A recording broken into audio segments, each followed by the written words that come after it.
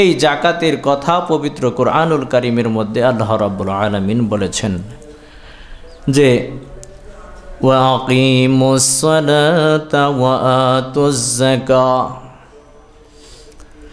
পবিত্র কোরআনুল কারীমের মধ্যে যেই জায়গার মধ্যে নামাজের কথা বলা হয়েছে যে তোমরা সালাত কায়েম করো, নামাজ প্রতিষ্ঠা করো, প্রায় প্রত্যেকটা জায়গার মধ্যে সাথে জাকাতের কথা বলা হয়েছে। ইসলামের স্তম্ভ হলো 5টা। এই আর্থিক ইবাদতের মধ্যে জাকাত হলো একটা অন্যতম ইবাদত। আল্লাহ রাব্বুল আলামিন প্রত্যেক মানুষের উপরই জাকাত ফরজ করেন নাই। সমাজের মধ্যে নির্দিষ্ট কিছু মানুষের উপর জাকাত ফরজ করেছেন এবং এই নির্ধারিত মানুষগুলা অন্যান্য যারা জাকাত নেওয়ার মতো ব্যক্তি, যারা গরিব দুস্থ ফকির মিসকিন এবং অন্যান্য যারা রয়েছে, তারা যাতে এই ধনী মানুষ থেকে কিছু নিয়ে তারা স্বাচ্ছন্দ্যে জীবনযাপন করতে পারে, আল্লাহ রাব্বুল আলামিন সিস্টেমটা চালু করে দিয়েছেন। সেই জন্যে পবিত্র কোরআনুল কারীমের মধ্যে বলেন ওয়াকিমুস সালাতা ওয়া আতুজ যাকাতা ওয়ারকাউ মা'আর রাকিঈন। তোমরা নামাজ কায়েম করো এবং যাকাত প্রদান করো এবং রুকুকারীদের সাথে রুকু করো। আল্লাহ রাব্বুল আলামিন পবিত্র কোরআনুল কারীমের মধ্যে এই যে যাকাত প্রদানের কথা বলেছেন, নামাজ যেই রকম মানুষের উপর ফরজ, যাকাতও সেই রকম ফরজ। রোজাও যেই রকমভাবে মানুষের উপর ফরজ, যাকাতও সেই রকম ফরজ। হজ যেই রকমভাবে মানুষের উপর ফরজ, যাকাতও সেই রকমভাবে ফরজ। এবার আসুন আমরা দেখব কোন ব্যক্তির উপর যাকাত ফরজ। প্রথমেই আমাদের জানতে হবে যে জাকাত ফরজ হওয়ার কয়টা শর্ত, একটা ব্যক্তির উপর কয়টা শর্ত থাকলে একটা ব্যক্তির উপর জাকাত ফরজ হয়। 1 নম্বর শর্ত হলো ওই ব্যক্তিকে আজাদ হইতে হবে। কোনো গোলামের প্রতি, কোনো গোলাম যারা আজাদকৃত ব্যক্তি শুধুমাত্র তাদের উপরেই জাকাত ফরজ। এখনকার তো আমাদের বাংলাদেশের মধ্যে এটা প্রচলন নাই, কিন্তু এক সময় গোলামের দাস দাসীর প্রচলন ছিল। ওই সময় যারা দাস দাসী থাকতো তাদের উপর জাকাত ফরজ ছিল না, শুধুমাত্র যারা আজাদ ব্যক্তি মুক্ত ব্যক্তি তাদের উপরই জাকাত ফরজ ছিল। জাকাতের 2 নম্বর শর্ত হলো জাকাতকৃত ব্যক্তিকে জ্ঞানবান হতে হবে, জ্ঞানবান হতে হবে। যদি কোনো অজ্ঞানী পাগল ব্যক্তির অঢেল সম্পদের মালিক, অনেক কোটি কোটি টাকার সম্পদ, কিন্তু সে তার মাথার মধ্যে জ্ঞান নাই, সে পাগল, সে জ্ঞানশূন্য ব্যক্তি, জ্ঞানহীন ব্যক্তির ওপর জাকাত ফরজ না। ওই ব্যক্তি যখন তার জ্ঞান ফিরে আসবে তখন তাকে তার মালের হিসাব করে জাকাত আদায় করতে হবে। তাহলে 2 নম্বর শর্ত পাইলাম। ওই ব্যক্তিটাকে 1 নম্বর শর্ত হলো আজাদ হইতে হবে, 2 নম্বর শর্ত হলো ওই ব্যক্তিটাকে জ্ঞানবান হইতে হবে, তার জ্ঞান বুদ্ধি থাকতে হবে, 3 নম্বর শর্ত হলো তাকে প্রাপ্তবয়স্ক হতে হবে।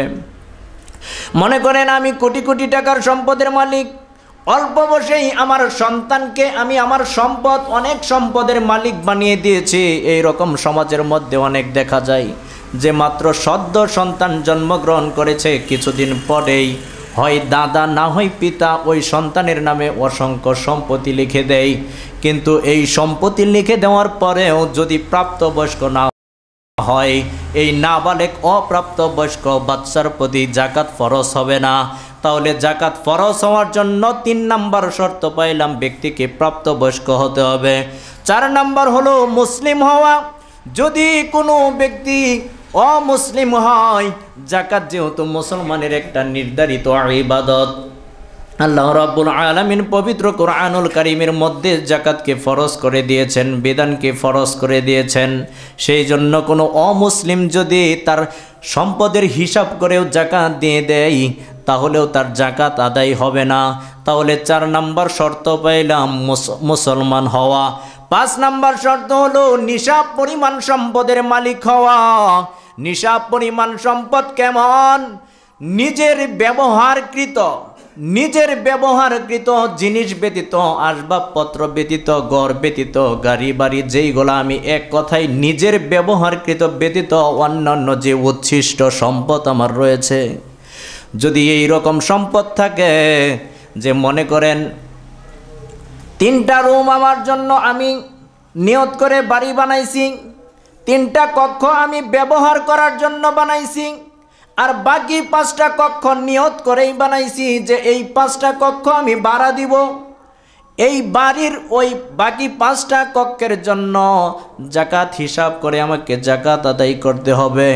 মাসালার দিকে যদি আমরা তাকাই যে আমার শরীরের গায়ের যে কাপড়, ব্যবহারকৃত কাপড় রয়েছে, এই কাপড়ের মধ্যে 3টা কাপড় মাসালার দিকে যদি আমরা তাকাই, তাহলে আমাদের গায়ের যে কাপড়, আমরা কাপড় পরিধান করি, 3টা কাপড় আমরা পরিধান করতে পারবো, এটা আমাদের ব্যবহারযোগ্য। আর বাদ বাকি যদি আমাদের আরও 10 সেট 20 সেট যত সেটগুলা থাকবে, এটা সবগুলাই জাকাতের আওতাভুক্ত চলে আসবে। মানে আমরা তো ওই আবার একটা কথা মনে করি যে যত ব্যবহারকৃত জিনিস আছে, এখন আমার সম্পদ আছে, আমি 100 সেট কাপড় আমার আছে, 100 সেট ধরেই আপনাকে ব্যবহারের হিসাবের মধ্যে গণ্য হবে না। আপনার ব্যবহারের হিসাবের মধ্যে গণ্য হবে 3 সেট। আপনার লঙ্গি আছে, আপনি 3টা আপনার ব্যবহারের, আর বাদ বাকি যদি আরও 5টা লঙ্গি থাকে, এই লঙ্গির জাকাত দিতে হবে আপনাকে।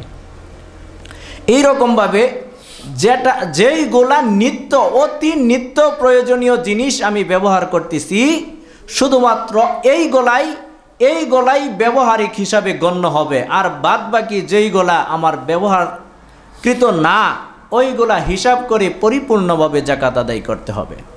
5 নাম্বার শর্ত পাইলাম নিসাব পরিমাণ সম্পদের পূর্ণ মালিক হওয়া। আর এই সম্পদটা পুরো 1 বছর অতিক্রান্ত হওয়া।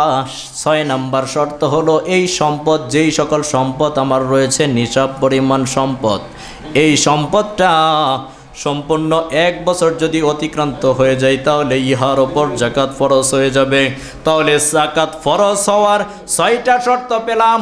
1 নাম্বার শর্ত হলো ব্যক্তিকে আজাদ হইতে হবে, 2 নাম্বার শর্ত হলো জ্ঞানবান হইতে হবে, 3 নাম্বার শর্ত হলো প্রাপ্তবয়স্ক হতে হবে, 4 নাম্বার শর্ত হলো মুসলিম হইতে হবে, 5 নাম্বার শর্ত হলো নিসাব পরিমাণ সম্পদের পূর্ণ মালিকানা থাকতে হবে, 6 নাম্বার শর্ত হলো এই সম্পদটা আমার 1 বছর অতিক্রান্ত হইতে হবে।